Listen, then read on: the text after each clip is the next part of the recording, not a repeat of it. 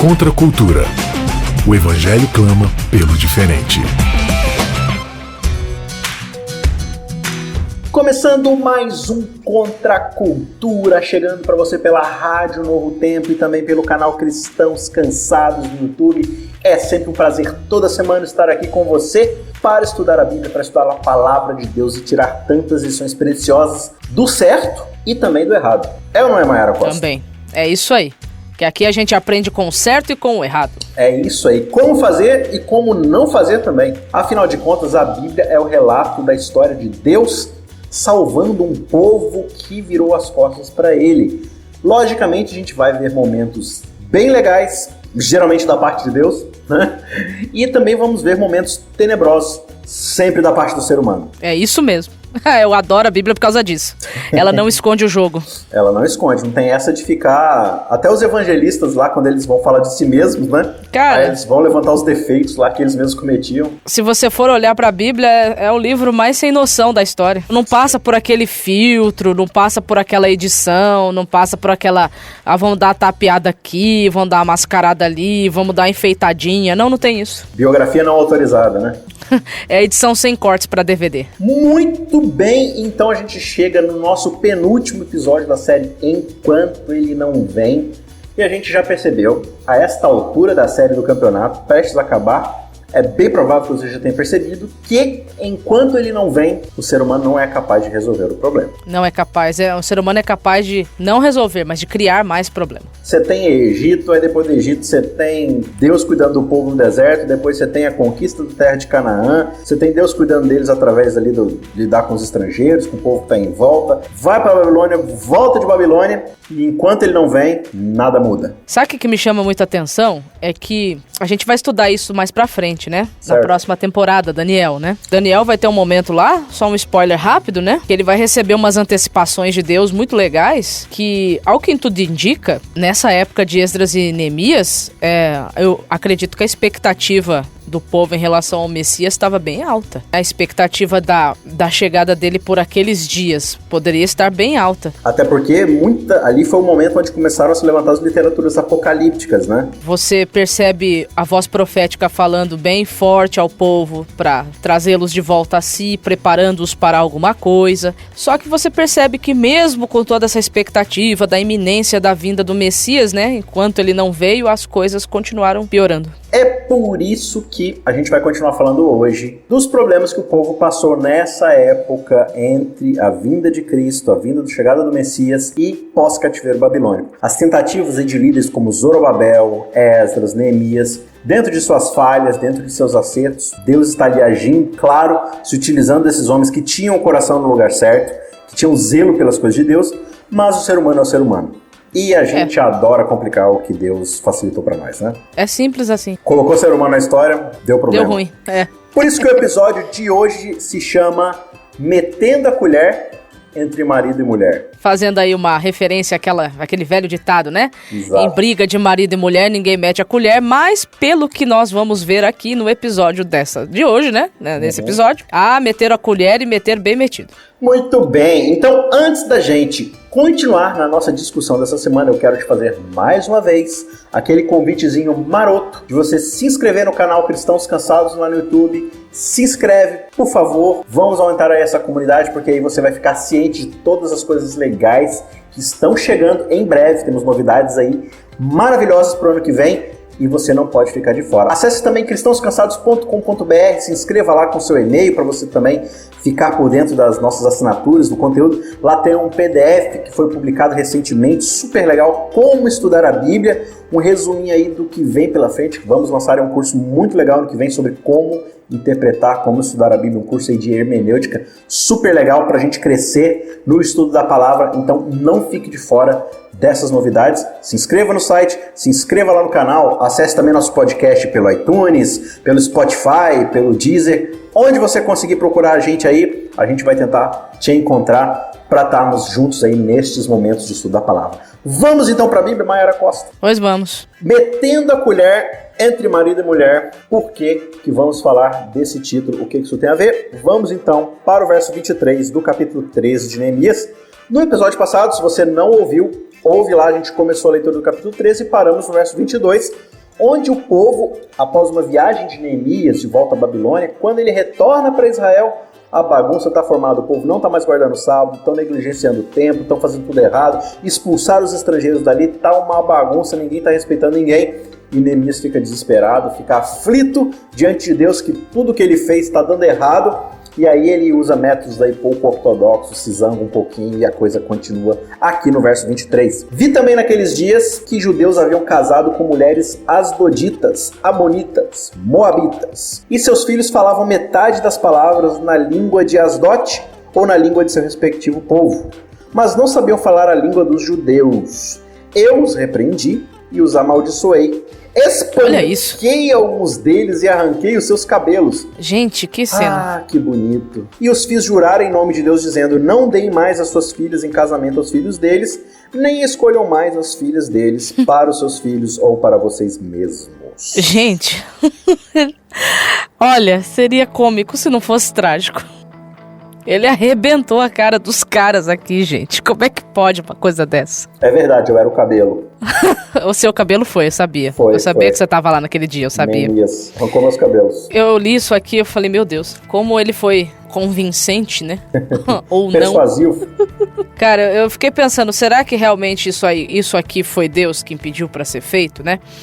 Porque é interessante que, como a gente percebe no Antigo Testamento, quando uma coisa de fato é Deus falando e quando não é Deus falando, quando é a interpretação do ser humano. E aí eu li isso aqui e fiquei pensando, né? Caramba, nossa, será que Deus queria que ele fizesse isso com aqueles... Às vezes as pessoas merecem uns tapas mesmo, né? Mas será que era por esse caminho, né? Será que essa abordagem é correta? Existem abordagens no Antigo Testamento que são bem esquisitas, né? Tem um episódio lá em Israel onde o povo está adoecendo por causa de idolatria e por causa de adultério, né? Você tem sacerdotes, príncipes deitando-se com prostitutas. E lá naquele caso de Balaão mesmo, né? Quando Balaão dá aquela ideia de colocar prostitutas no meio do arraial de Israel e tudo mais. O povo começa a adoecer. Aí um bendito de um levita, né? Posso estar confundindo a história aqui, mas basicamente ele vai lá, pega uma lança, entra numa das tendas e atravessa a lança no meio da prostituta e no meio do príncipe lá, tipo, atravessa os dois com a mesma lança e Deus para de mandar doença sobre Israel. Aí você fica assim, puxa, mas será que é pra fazer esse tipo de coisa? Será que hoje, quando eu ver algum problema acontecendo na igreja, eu devo pegar uma lança e atravessar as pessoas que estão pecando? Gente, não sei. Não é uma prescrição divina. Tá descrevendo o que aconteceu, né? É muito complicado e a gente tem que ter muito cuidado ao aplicar isso, né, para os nossos tempos, né? Exatamente. E você já pensou se alguém pega esse texto aqui fora do contexto e acha que agora pode arrebentar a cara de todo mundo porque tá aos olhos dele fazendo algo que é mal? É complicado. É realmente complicado. Por isso que eu falo de novo, né? Cuidado, né? Bíblia não é um livro só para ser lido. Bíblia é um livro para ser estudado, explicado e aplicado. Exato. Eu entendo primeiro no contexto primário que ela foi escrita, para depois fazer as aplicações para minha vida. Se eu não seguir essa regra simples de interpretação, vai dar ruim na interpretação da Bíblia. Sim. Agora, Mayara Costa, Neemias tinha aqui uma preocupação decente, o zelo dele estava correto, existia aqui um problema nesse casamento, nessa mistura aqui, ou é tudo fruto da cabeça de Neemias e ele exagerou? Não é, ele exagerou talvez na abordagem. Uhum. Mas o que ele está defendendo é legítimo. Não era paranoia na cabeça dele. Não era paranoia. Deus já havia estabelecido a questão do casamento, como deveria ser o casamento, com quem eles deveriam se casar, quantas vezes deveria se casar. Então, essas coisas Deus já havia estabelecido no passado. Uhum. Deus já havia explicado por que não daria certo o casamento entre povos diferentes, ou seja, Deus já havia estabelecido os porquês, né? Então, não é coisa da cabeça dele. Realmente tinha um problema aqui. Só que a abordagem não foi boa. Os fins não justificam os meios, né? Uhum. Eu sei que ele queria o bem do povo, eu sei que ele estava super preocupado do povo voltar a cometer os mesmos pecados que anteriormente os levaram a cativeiro, né? Os levaram à apostasia. Uhum. Mas você percebe que passar muito tempo, talvez, na influência e na companhia de pessoas que tenham um certo tipo de abordagem mais agressiva pode tornar você agressivo, né? A gente não pode esquecer que Esdras e Neemias cresceram dentro de um contexto babilônico, onde as leis eram mais severas. Você podia resolver um problema assim, se você fosse investido de certa autoridade, exatamente. Uhum. E é interessante que ele fala da questão da linguagem, né? Que as crianças estavam nascendo com a linguagem de um povo pagão. E então realmente é uma preocupação genuína, porque veja, a Bíblia, ela era escrita em hebraico, no máximo aramaico ali. Então as crianças cresciam sob outro idioma, não tinham acesso à Bíblia, não estudavam a palavra de Deus, era difícil explicar para eles. Note que lá no Bíblia Palusa, né, no evento do capítulo 8, precisou pessoas traduzirem, explicarem a Bíblia e tudo mais. Então no meio dessa mistura, a identidade do povo estava se perdendo. Tanto é que Neemias ele fala justamente aqui no verso 26, olha, não foi por causa disto que Salomão, rei de Israel, pecou. Entre muitas nações não havia rei semelhante a ele. Era amado por Deus e Deus o colocou como rei sobre todo Israel. Mas as mulheres estrangeiras o fizeram cair no pecado. Será que devemos dar ouvido a vocês para fazermos todo este grande mal, sendo infiéis ao nosso Deus, casando com mulheres estrangeiras? Olha que interessante. Então ele está falando aqui, olha, o caso de Salomão foi um caso muito interessante, porque ele se misturou com várias mulheres, trouxe essas mulheres para dentro de Israel e com elas ele trouxe os templos pagãos. Então as grandes preocupações de Neemias aqui é que no meio desses relacionamentos misturados, a influência estrangeira pagã está entrando na real de Israel, no meio das crianças. As crianças estão sendo educadas de forma errada, sob culturas pagãs, né? A própria linguagem que está sendo ensinada para essas crianças, perceba, uma linguagem, cada palavra, o significado dessas palavras, eles carregam um conteúdo, eles carregam uma concepção, uma filosofia, uma visão de mundo, né, daquela cultura. Então, uma criança sendo educada numa outra linguagem, numa outra cultura, você vai ter problemas na hora dele interpretar a Bíblia, dele aprender a vontade de Deus. Então, Neemias, de fato, tem um problema aqui na mão dele que precisa ser tratado e precisa ser resolvido. De novo eu digo, eu só não sei se a violência era a melhor resposta, né? Ou se era a melhor abordagem, ou se realmente ele estava tentando trazer o povo a si, mostrar a seriedade do negócio. A gente sabe que depois Esdras vai falar um pouco mais sobre isso, né? E vai dizer um pouco de como foram as reações das pessoas que foram impactadas com essa abordagem dele, né? Quando a gente vai lá para Esdras 9, capítulo 9, capítulo 10, você vai ver que Esdras, ele já tinha feito algo semelhante ali, né? Ele chegou e mandou todo mundo divorciar. Ele falou assim, ó, vocês estão casados com mulheres aí, tipo, que são de julgo desigual, que são de outras nações, tá tudo misturado.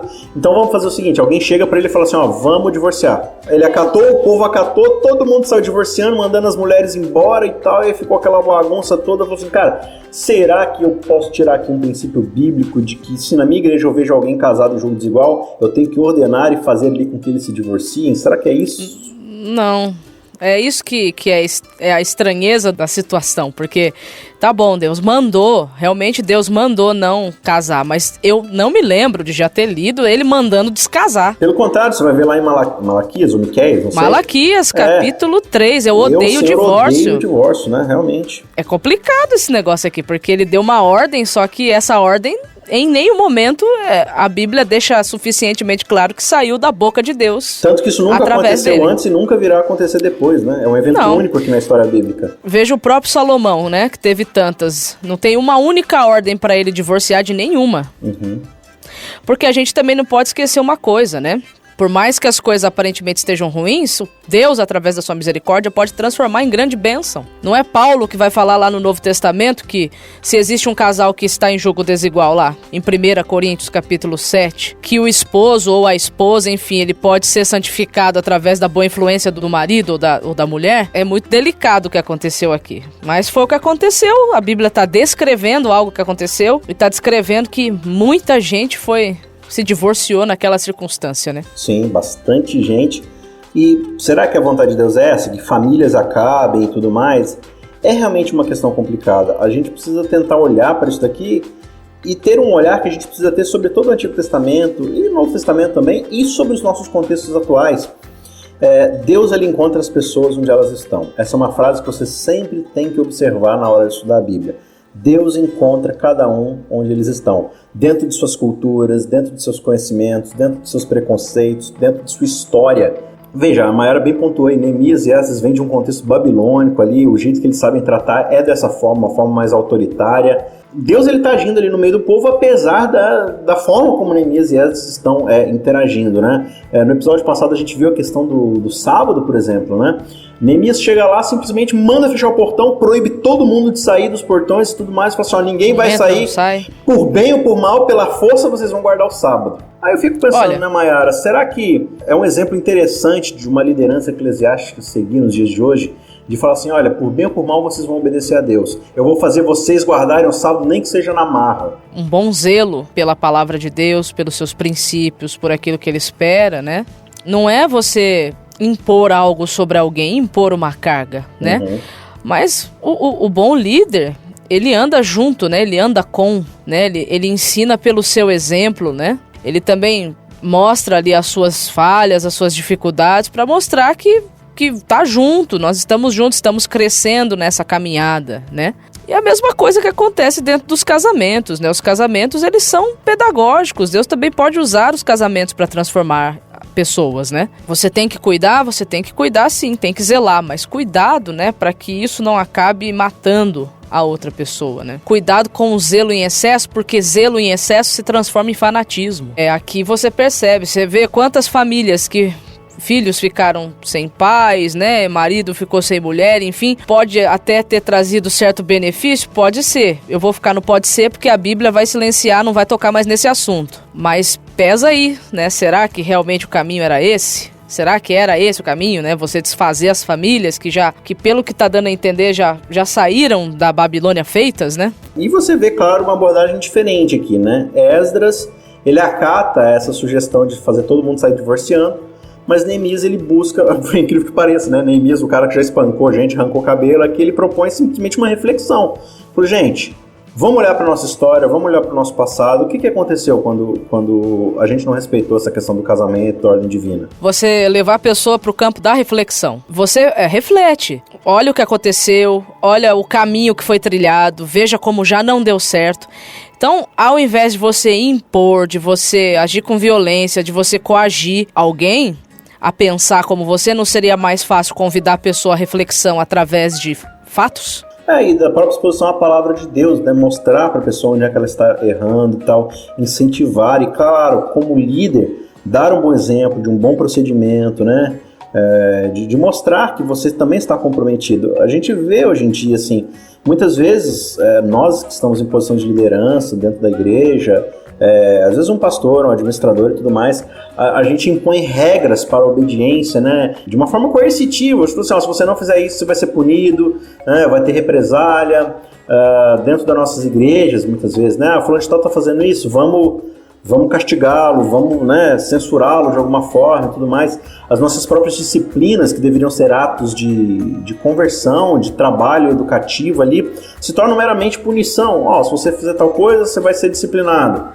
Aí, muitas vezes, assim, o jovem, ele vê e pensa assim, se eu fizer tal coisa, eu vou pegar 6 meses de disciplina, deixa eu calcular aqui, acho que vale a pena. Então, se é só 6 meses de disciplina, acho que vai valer a pena eu cometer esse erro aqui e tal. E será que essa abordagem é a melhor abordagem? A gente forçar a consciência das pessoas? Será que a Bíblia me dá o direito de forçar, de pesar a consciência da pessoa, Mayara? Deus, que é o dono de tudo, o criador das regras e das leis, ele oprime a consciência das pessoas para obedecerem à sua vontade? Não, Deus não trabalha com opressão, ele trabalha com a verdade.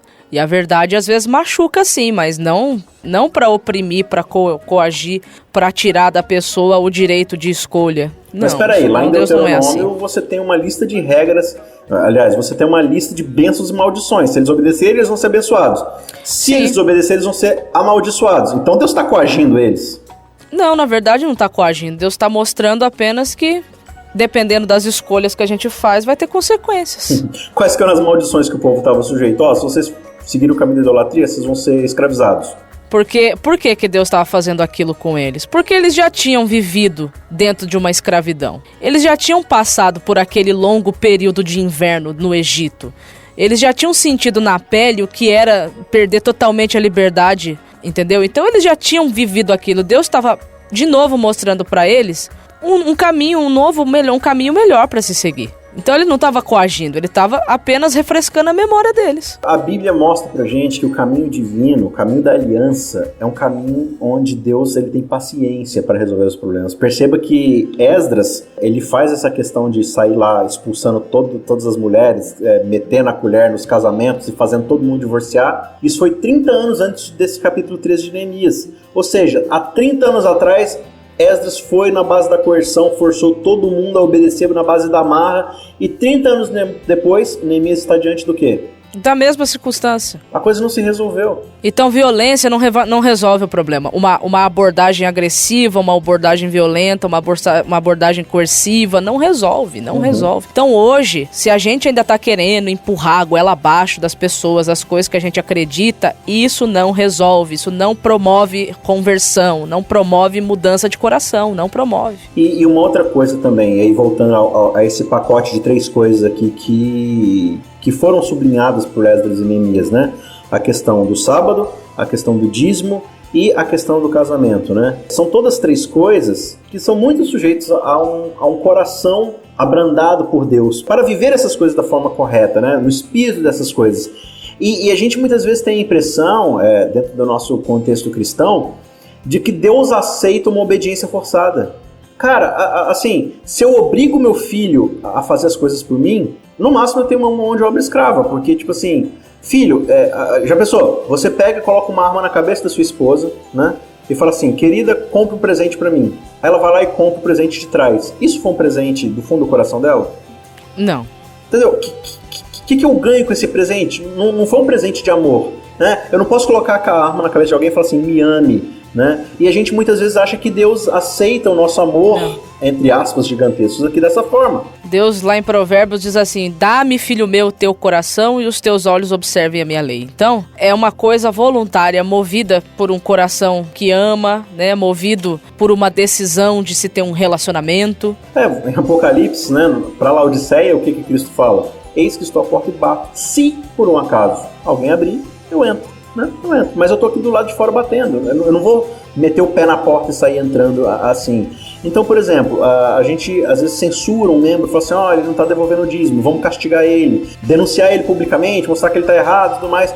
Mas você acha que esse cara for constrangido a doar o seu dízimo, a dar o seu dízimo, a dar as suas ofertas, isso vai fazer alguma diferença para Deus? Se eu tomar castigos assim, se eu não devolvo o dízimo, eu vou ser punido. Não, então por medo de punição eu vou devolver meu dízimo. Não é um motivo legítimo. Paulo vai falar muito claramente lá em Coríntios, Deus ama quem dá com alegria. A questão aqui é generosidade, é querer fazer alguma coisa, né? Deus ele poderia ter resolvido o problema do grande conflito com estalar de dedos. Satanás, você não vai ter condição de me desobedecer, vou te forçar a me obedecer. E acabou o problema, não entra pecado no mundo. Mas Deus não é assim, o seu caráter não permite esse tipo de coisa. O seu caráter é um caráter de liberdade, de escolha, né?